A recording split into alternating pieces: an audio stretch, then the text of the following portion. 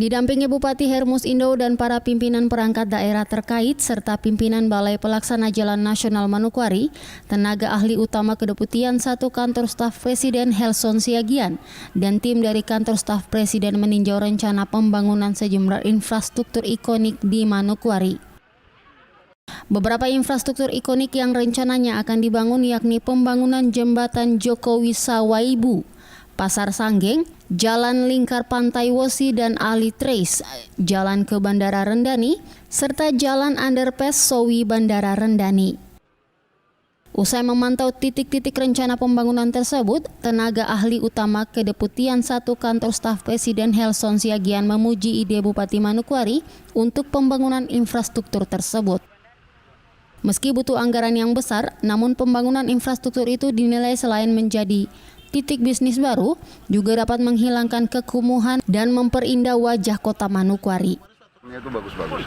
Jadi akan ada jalan lingkar dan sekitar itu nanti itu akan dijadikan bisnis distrik gitu. Itu akan di samping itu juga ada rencana pembangunan pasar Sanggeng itu ya. Ini sedang berproses di pemerintah pusat ya.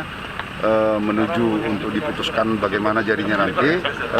Kantor Staf Presiden mendukung apa yang diinginkan oleh Pak Bupati. Kalau semua itu jadi, pertama, kekumuhan dalam kota itu akan hilang. Sementara itu, Bupati Manokwari Hermus Indo menjelaskan, sesuai perhitungan Balai Pelaksana Jalan Nasional, anggaran yang dibutuhkan untuk pembangunan infrastruktur tersebut mencapai 1 triliun rupiah lebih. Bupati pun berharap pembangunan dilaksanakan secara bertahap mulai tahun 2023. Yang jelas Manokwari sebagai ibu kota provinsi harus sudah bisa bertransformasi. Ya, bertransformasi termasuk transformasi infrastruktur kita.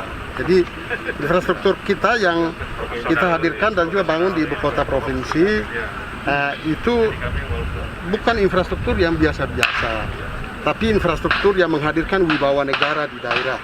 Jadi ini kita bangun Papua sebagai bagian terintegrasi dari NKRI. Jadi kalau ada sesuatu yang besar yang dihadirkan oleh negara di daerah, saya kira rakyat Papua, rakyat Manokwari akan bangga terhadap pemimpinnya, bangga terhadap presiden, bangga terhadap Kementerian PUPR dan semua pemimpin negara kita. Bahkan rakyat merasa bahwa memang pemerintah punya hati untuk bangun Papua. Rekayasa infrastruktur ini sudah saatnya dilaksanakan guna mengantisipasi kemacetan di Manokwari akibat semakin bertambahnya jumlah penduduk dan volume kendaraan. Di samping itu, rekayasa infrastruktur yang dilakukan untuk membuat kota Manokwari menjadi lebih indah dan modern. Tim Liputan Papua Channel.